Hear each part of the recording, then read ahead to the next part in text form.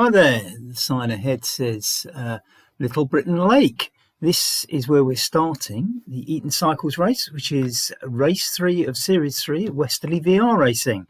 So Little Britain Lake is the body of water just to our left. There are two Little Britons in London that I know of anyway. There's this one, I don't know why it's called Little Britain. There's also a street up near Smithfield, near the William Wallace Memorial, called Little Britain as well, which has some rather old Tudor-looking buildings in it, and is next to one of the churches used in the film Four Weddings and a Funeral. So it's rather more built up because it's in the City of London, whereas this is right on the periphery of London. And so you can see the water on Little Britain Lake there. Just the other side of Little Britain Lake on the left is the River Colne, and just on our right, you can see the water there, is the River Fraze. So we're on something of not quite a pontoon, I suppose, but we're between two rivers, and there are lakes also sharing that space between the two rivers. So River Fraze to our right, you can see the water there. Little Britain Lake to our left, which is then just the other side of that, the River Colne. So welcome to Little Britain. This stage is really flat. This is not going to challenge you too much. We're riding out to Eton, which is next door to Windsor, and I love this little bit of road. Look, you just see the water either side. I often wonder if any drunk drivers have struggled down this at night and found themselves rather wet. But anyway, as I was saying, we're flying off to Eton on this one. It should be a bit of a flyer. This stretch of road here, very, very flat, and certainly I think Rob Bennett from our club currently holds the KOM down here. I'd better check that. He did at one stage a few months ago anyway, and took it off Ahmed, another Westerley CC member, on this little stretch of road in Little Britain. But as I say, flying off to Eton, Eton famous mainly for its school, and as I say, it's the other side of the river to Windsor. So the two often get lumped in as effectively one town, Windsor and Eton. In the old days, the river was the border between two counties. So Eton was also very attached to Slough, because Slough and Eton were both in Buckinghamshire, whereas Windsor was in Berkshire. So, for example, you'll often get sort of things called the Slough and Eton whatever club, because Slough and Eton were linked. But these days, Slough is now in Berkshire, as is Eton. So Eton more likely to get linked with Windsor than Slough, which I'm sure pleases Eton, as Windsor somewhat has a rather more traditional sort of twee touristy appeal than Slough, with its massive industrial estate, which is an industrial town. We're now going over the River Colne. So we're coming out of London, that's the border, and you'll see just ahead of us the sign that says, welcome to, I can't remember whether it says Ivor or Buckinghamshire, but anyway, we're in Buckinghamshire, and there's a sign for Ivor. Ivor Village, it says. Right, so we're in the countryside, as it were. Most of this area is, of course, not properly rural, it's semi-rural, and as is so much of the overspill from London. We're about to go over the M25 bridge, which will be the one of very, very few little inclines that you're going to experience on this road. You go over the M25 bridge and you dip down, and there's another little rise up into Ivor. So not very far into the race, it's probably a good attack point. It's not going to show up as a massive climb, but it's one of those places where you can do a little dig and probably shed a dozen or so riders off the first group, because at this early stage it will be in a large group, I imagine. There's nothing to unseat anybody so far, but here we go. We've got this gentle rise starting. You can see just to the left the fields below us getting a little bit lower as this gentle incline edges us towards the bridge over the motorway, the autoroute highway, whatever you want to call it, the M25, which is of course an unofficial boundary around London, I suppose. I mean, a lot of people think that you live inside or outside the M25 dictates whether you're kind of London mentality or of the provinces, whereas in reality I think people who live around this area are probably a bit of both, and not everybody's a commuter into London, but there's enough of them to sort of kind of have that sort of slightly London mentality, but slightly provincial, which I think is a good, healthy thing. I think there's too many people sort of in London that probably think too much like a Londoner and need to have a look out and see how the rest of the country thinks. But there we are. So much for my opinions. Here we are in rural Buckinghamshire, semi-rural Buckinghamshire, I should say, and the potholes that go with Buckinghamshire roads. It always strikes me, I'm not wishing to make this a political broadcast, that you travel out of the London boroughs and into Buckinghamshire, and all of a sudden the road surfaces are like you can see there. Not quite as nice. Perhaps they want to keep us Londoners out of Buckinghamshire. Who knows? Anyway, they do have some nice lanes for all that, and they can't stop us right. It is nice. And this was a nice, pleasant day. You wouldn't believe this was actually filmed in February with the sunshine. And those trees there, obviously evergreens because they've got leaves on, but most of the leaves you'll see on this, most of the trees you'll see on this ride obviously don't have leaves because it's February and it's winter. So we turn left and we're heading towards what it's part of Ivor, but it's called Richings Park. This is Ivor Village we're just coming out of. Not notable for sort of being quaint. I mean, you can see that once upon a time it has the legacy of a few buildings that would have been a Tweed village, but nobody's controlled the planning, and the buildings are very mixed between the two. And other landmarks, there used to be a pub just here on the right, which got burnt down, and inevitably houses built there instead. So some of the charm's gone out of the place. But I think this place will become an attractive destination to live because, as we'll see in a minute, we're going over the railway line, which is going to be the Crossrail service from Essex to Berkshire, going right through the centre of London. And I think it will attract commuters to this area. It's not built up that much on the right at the moment. I don't know how buildable that land is because there used to be gravel pits along here. So whether or not mass housing estates are about to arrive, I don't know. On the right here, though, just before we go over the canal, which is the Slough branch of the Grand Union Canal. The Grand Union Canal goes from London to Birmingham, but there's a little offshoot arm that goes from around West Drayton out to Slough. Slough, quite an important key industrial town. We've got a little industrial estate on the right here, just one of those small local ones, nothing spectacular down there. I mean, the only really big company I can ever remember occupying units down there was Fabergé, who makes sense, and particularly at the time when Brute was popular. I see actually at the time of filming this, and I don't know if this will still ring true as we go over the Grand Union Canal. I don't know if this will ring true by the time you watch this video, but just currently I notice that there's something of a renaissance of Brute because they've got I say that they're trying for a renaissance of it. There seems to be adverts on TV for it, with Vinnie Jones taking Henry Cooper's place. If you're not from Britain, you might not understand who all these people were. Henry Cooper was a famous boxer, very unlucky. He cut quite easily. He knocked Muhammad Ali in the days when Muhammad Ali was called Cassius Clay over, but the fight was stopped because they couldn't stem the bleeding in a small cut that Henry Cooper had.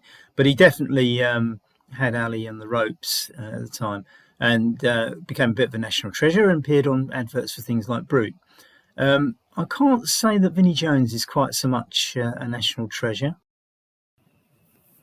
So over the Great Western Railway lines, and this is the route for Crossrail. So Crossrail is one of those services that goes right through the heart of London and out the other side from Berkshire out to Essex.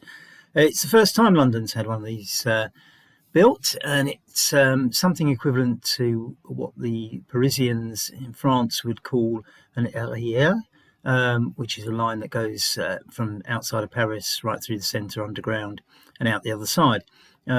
Marvellous in France. They've even got double-decker trains. I don't think we'll be getting those because our bridges are apparently not big enough, and it'd be too much of an engineering feat to actually change all the bridges and structures to accommodate those, I believe, anyway. But so that, as I say, the first Crossrail will go across there, and I think it'll make a sea change in this area. I mean, there are fields around here, and whether or not the housing developers get their hands on them to provide nice new homes right near the stations that will take you into the heart of London quite quickly remains to be seen. This is Richards Park, this is Thornley Mill Lane, and we're going to turn right and head towards Langley. And as nice as all this is, once we get into Langley, we are hitting Slough, which is an industrial town which sits surrounded by a wonderful countryside and beautiful towns like Windsor and Eton, where we were going to Eton, and the pretty little villages like Burnham and Datchet, and we're going through Datchet today. But it is an industrial town, and it was built on lots and lots of cherry orchards, I believe. And John Betjeman, who was a poet and was the poet laureate, that means, actually, I don't know what it means, but I think he's like the Queen's official poet or something, the nation's poet, but the poet laureate. And he wrote a famous poem called Come Friendly Bombs Drop on Slough, which is used to this day to malign Slough, which is slightly unfair because what John Betjeman was actually talking about was the destruction of the countryside rather than opposing the industrialisation of industrialisation actually came as a result of the First World War, because the British Army had dumped all of its trucks on what is now Slough Trading Estate, which after all the trucks were repaired was turned into a trading estate, an industrial hub. Citroën cars made there for many, many years. There's lots of French connections on this one, isn't there? Citroën was one of the first inhabitants. Mars, the other one. And we do have a race in this series called Life on Mars that starts at the Mars factory where they make Mars bars, another confectionery. Not going there today. But the legacy, I think, of Citroën being there was that Ford actually set up a plant in Slough, which we're just going to go past where it used to be. In fact, there were two plants here, and Ford used to make lorries along here. As I say, I'll point out where it was as we go past, and other motoring companies were there as well. I mean, Firestone had a big depot. Just as I say, we're going to go past it, but it's all housing now, and I think post office sorting office. But as I say, all this nice countryside and trees is about to end as we hit the industrial town of Slough, or the east end of it, which is actually called Langley. And I think people in Langley like to say they came from Langley rather than Slough, but they come from Slough, I'm afraid. So, not far to go. You can see it's still flat. I mean, there was, as I say, we had that sort of rise by the M25, and then the dip afterwards and the rise up to Ivor, which is an attacking point close to the start of the race. And there was a little drop there just as we went down Thornley Mill Lane in Richards Park before the roundabout we turned right. Generally, because we're heading towards the River Thames, the River Thames runs from east to west through London. We're west of London now. And we're still on that Thames Valley thing. So obviously, the more you ride towards the river, you're going down the side of a valley. Now, we're going along it at the moment, which is why it's flat. But generally, we were heading for the river next. And when we get to Datchet, we are at the river level. So it's going to be pretty flat all the way from Datchet to Eton. And we're going to do a little loop around Eton. You're going to see the best of it in High Street, which I think is, if I'm honest, I think is more picturesque than Windsor. And Windsor is the target area for tourists because of its big castle. But the twee little quaint Eton High Street gets my vote. So here we are. This is effectively the border, and you see the houses there on the left. Well, the Ford plant was just down that road. Where these houses were was Firestone's massive depot. They're Bridgestone tyres these days, aren't they, because of the mergers? But in those days, Firestone tyres. So all the left of us was a huge Ford plant. And there was another one just to the right, and you can see those houses over on the right in the distance. There was another secondary Ford plant there. As I say, it was a Ford plant that manufactured lorries, or certainly the driving cabs in the front of an articulated lorry, rather than the whole thing. All gone now for housing. Slough not quite as industrial as it used to be, but it is a town that moves with the ages, and a lot of Slough trading estate is now high-tech firms. I don't think Britain quite has a Silicon Valley, but if it did have one, it would probably be from about here out to Reading, because there are a lot of technology firms settled in this Thames Valley area, and Berkshire in particular. So, yeah, Slough through to Reading is probably high tech. Interestingly, one of the leading phone companies, I think it's Vodafone, is based here. And when they first sort of put out their tests for higher levels like 4G and 5G and things like that, it's usually a couple of big cities plus Slough, and that's basically because they've got their head office in Slough. So you get the best internet if you live here, I suspect, as long as you go with Vodafone, I guess. So, as I say, this is Langley. Most of these, this is actually this part of Langley is called Parliament Park. It is what it is. It's what you can see. It's housing. It's a residential end of Slough. Not a lot you can add, really. We're going to turn left and we're going to go through what is, I suppose it's technically Langley High Street, but it won't look like a high street, and it's a bit muddled in its buildings. It's got lots of, it's got some old ones and modern ones where they filled in the gap. And then to the right, certainly post-war housing where people were shifted out of London to live here. So you come up to these traffic lights, which I think certainly probably in southeast England are the most stupid set of traffic lights we have. I really don't follow the logic of the sequence, but you won't notice it too badly on this turn. But if you're going the other way, from our left to right, across, they are the most ridiculous traffic lights, and you get it stuck for a long time. And I really don't know why. And I often think, why would a bad set of traffic lights be in Slough, which has a history of having traffic lights more than anywhere else? Because many years ago, the government's road strategy unit was based in Slough. So everything that ever got experimented with, and traffic lights being one of them, many, many years ago, this is decades ago, got tested in Slough first, because that's where the testing centre was. In fact, Slough had this wonderful sequence of traffic lights that had all been designed and tested where you couldn't drive more than 30 miles an hour without hitting a red light. And if you drove at 30 miles an hour, you'd get through all the lights. And I suspect that along the A4, that's still probably true, but I don't know. So, as I say, this is Langley High Street. Not that it looks like a shopping centre or anything like that. Shops are behind us to the extent they exist. And we'll be out of this soon. We're going to head up to, you can see a tall building straight ahead of us, which is one of the tall buildings where they rehoused people after the war, and they brought people out of London and moved them here. I think they used to name those houses, those flats, and there were several blocks around Langley. I don't think they're all there anymore. But they used to name them after places in London, presumably to make the people who moved out of London to here feel at home. And that one was Poplar House. Poplar, moving from the east end of London to the east end of Slough, I guess. When we get up to that block where there's some traffic lights and we cross the main A4, which is the road from London to Bristol, obviously it's been replaced by the M4 motorway these days, but you can drive all the way from London to Bristol on it. But in most places, actually, it gets called the Bath Road because in many, many years ago, Bath and Bristol were of equal importance, and perhaps Bath more so. And the difference between the two towns is Bath was inland and Bristol was a port.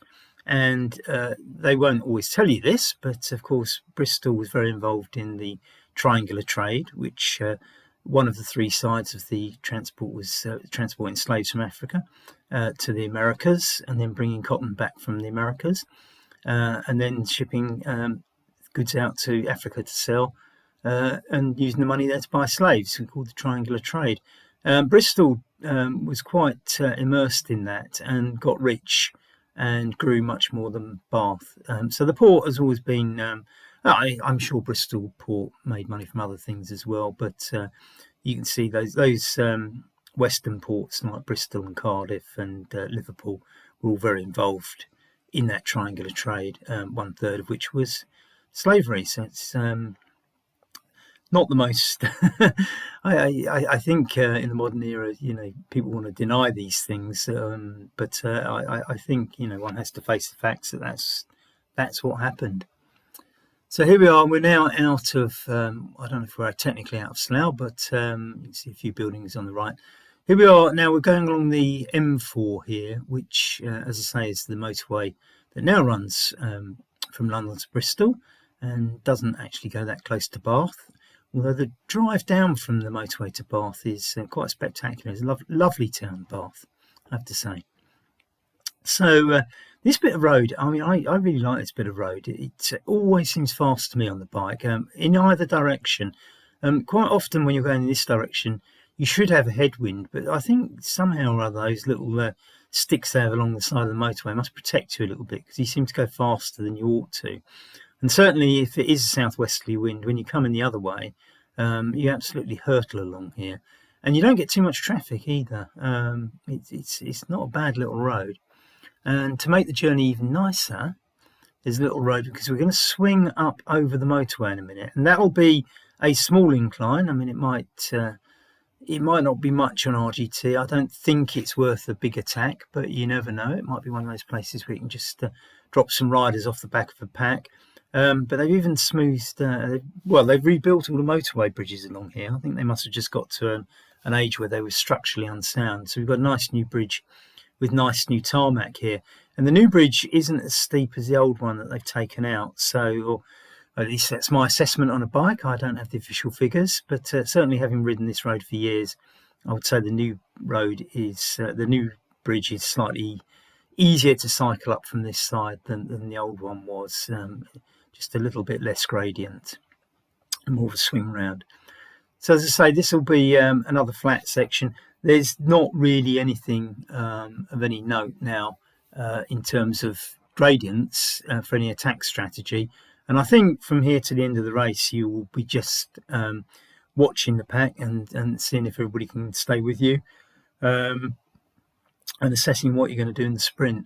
As I say, the sprint is round a loop in Eton, but there will be there's enough straight at the end for you to have straight run here. There's no sort of little kinks or bends that can disrupt any sprint that you might be planning. Beautiful sunny day here. You wouldn't believe this is February, but it was, and it was quite mild as well. And typically, being February, I was overdressed for it when I went out and filmed. So a lot of sweat went into this, we might say, far more than was needed. I'm not quite sure why they have that hose down the side of the road, but I do notice it's in Westerly CC colours, so makes you feel a bit at home riding along here if you're a Westerly CC rider. So this is the beginning of the gradient to the new bridge, which, as I say, is a lot easier to ride up. You can see the tarmac here is still the old tarmac. It gets a bit smoother as we go up it, and the roadworks they're still actually finishing the job off. It's so new, this bridge, that the construction workers are still there doing whatever they're doing. I think probably that's the remains of demolishing the old bridge, but here you get this nice new smooth tarmac, albeit all dusty from no doubt the lorries that carting away all the sand and gravel that they've taken out from the old bridge.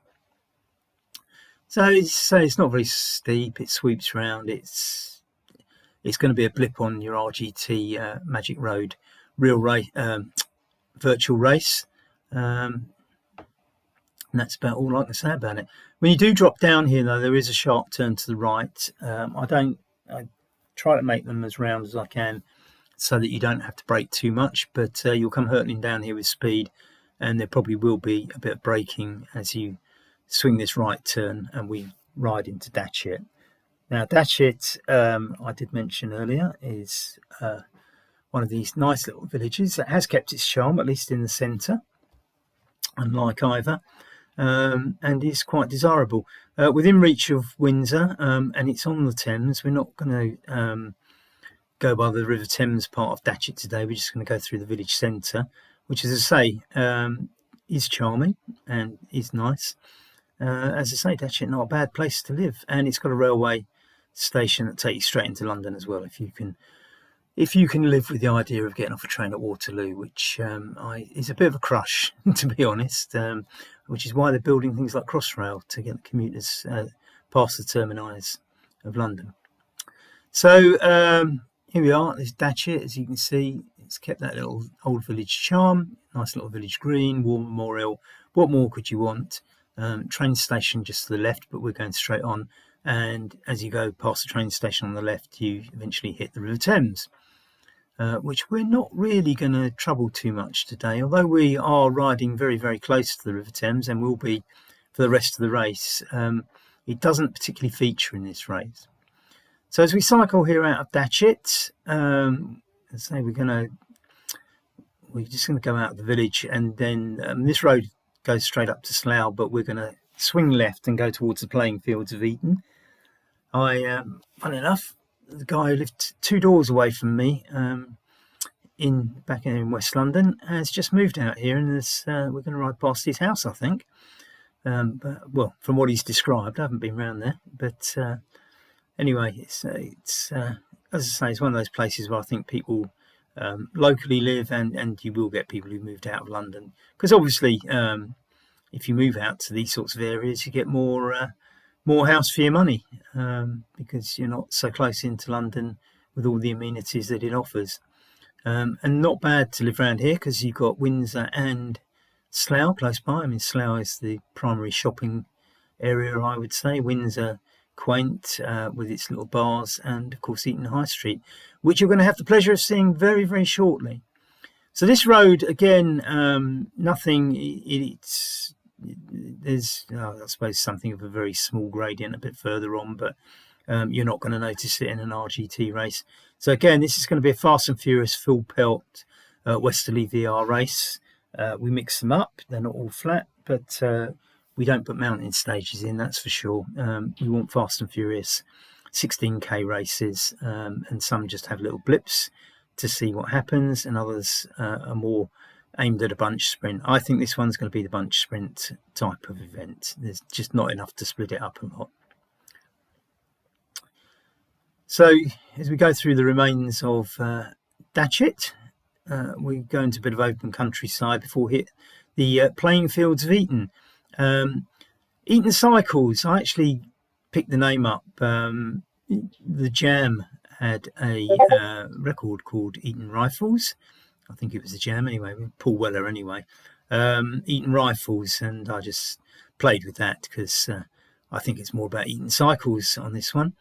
So that's where the name comes from. But we're going past the playing fields of Eton. I mean, I think Paul Weller's song was probably some anti-rich kids type of diatribe. I don't know. I haven't studied the words. And as I say, Eton College is a very well-to-do school. I mean, internationally known.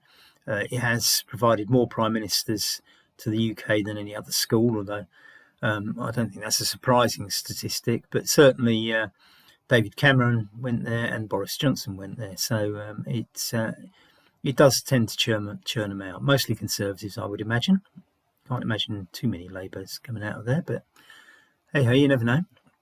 So the playing fields of Eton are also famous for a quote, and I don't know who said it. Might have been the Duke of Wellington, but who knows. But somebody or other said after the Battle of Waterloo, in which the British and the Prussians collectively beat Napoleon's French army at Waterloo in Belgium. In fact, the battle wasn't at Waterloo, it was somewhere else. It was just, it got named Waterloo because somebody who sent the message back to the British government wrote, I think it must have been Arthur Wellesley, the Duke of Wellington, who wrote on it. It was a message from Waterloo, but what it was, he was actually, he's billeted in Waterloo, so he wrote the letter from Waterloo, but the battle hadn't actually been there. But it remains called the Battle of Waterloo. And there's this famous saying that the Battle of Waterloo was won on the playing fields of Eton. And you are just now entering the playing fields of Eton. So either side of us along this stretch of road, you will see the playing fields where Eton schoolboys play rugby, hockey and everything else. And including the famous Eton Wall game, which apparently I think nobody's ever won, and has peculiar rules, and I'm not quite sure how to describe it, particularly as I think most people who've been to Eton can't describe it either.